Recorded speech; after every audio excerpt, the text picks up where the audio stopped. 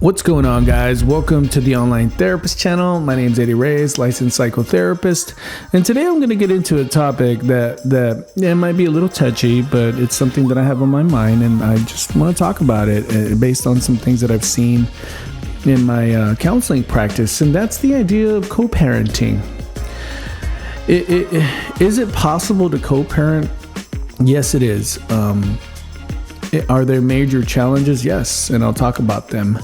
And I'll give you my opinion, what I think, how co-parenting can be successful.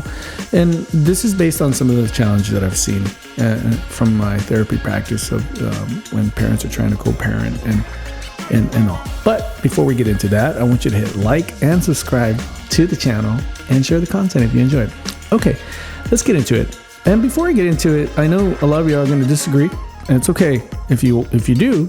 Leave a comment and tell me what your point is. I'd like to hear it. I really do. Is co-parenting possible? It is. It really is. But there's some challenges and there's some real expectations that you got to set yourself up for if you want to co-parent, especially those who have custody. And every situation is different. I get that. So here's some of the problems with co-parenting is that when people get divorced. And I'm not talking about if you were physically abused or anything. I'm more focused on those where the marriage just fizzled out. There was just no connection anymore, dissatisfaction, grew apart, or there was maybe betrayal, and you just decided to part ways.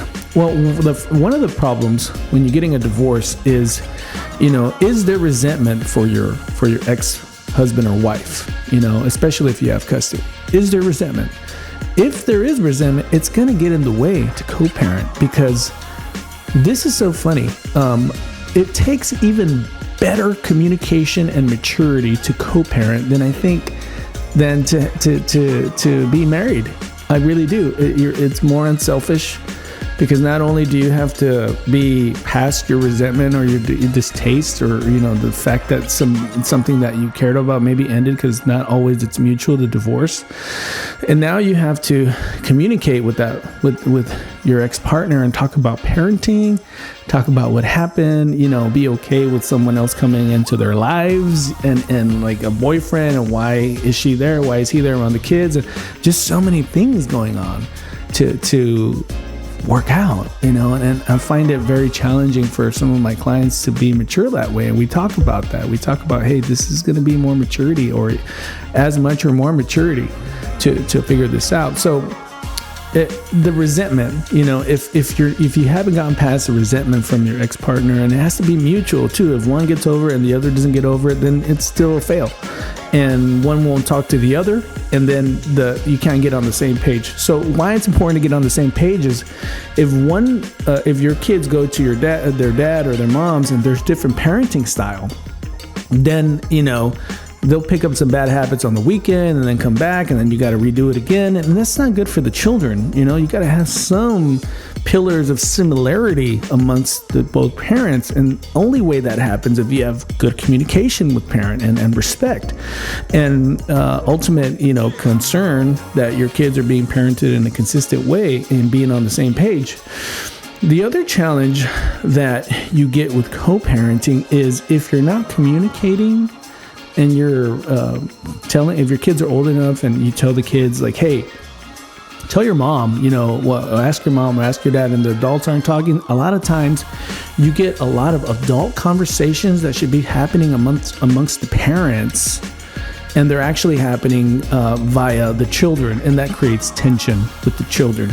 And the children, they most of the time they love mom and dad, and they're just trying to not feel like they're betraying one parent or the other. So then they get into this situation where it's tough for them, and they don't have the emotional makeup to really have those adult conversations. And so that's another challenge with co-parenting. And so I would say keep the adult conversations adult. Just, try to have those open lines of communication. And if you can get past all that, then you have to appreciate that dad is going to have a different parenting style than mom. Mom is going to maybe be a little, it's not always the case, but mom may be a little bit more loving, more touchy-feely, and more nurturing and dad may be a little bit more structured or more disciplined, a bit louder. And of course, there's always anomalies, but that tends to be the trend. And that's a challenge. You're going to have to be understanding of that different type of parenting from the other parent. So those are the challenges with co-parenting. Is it possible? Yeah. Is it very difficult? Yeah. Do a lot of parents get into that point of having good co-parenting? No. Usually what ends up happening is there's finger pointing, there's no communication, and then it just all falls apart. And at the end of the day, the children pay the price. So those are things to consider when co-parenting. Let me know if you've had your challenges with co-parenting, and tell me what you think about this video. Give me your honest opinion. I'd love to hear what you have to say.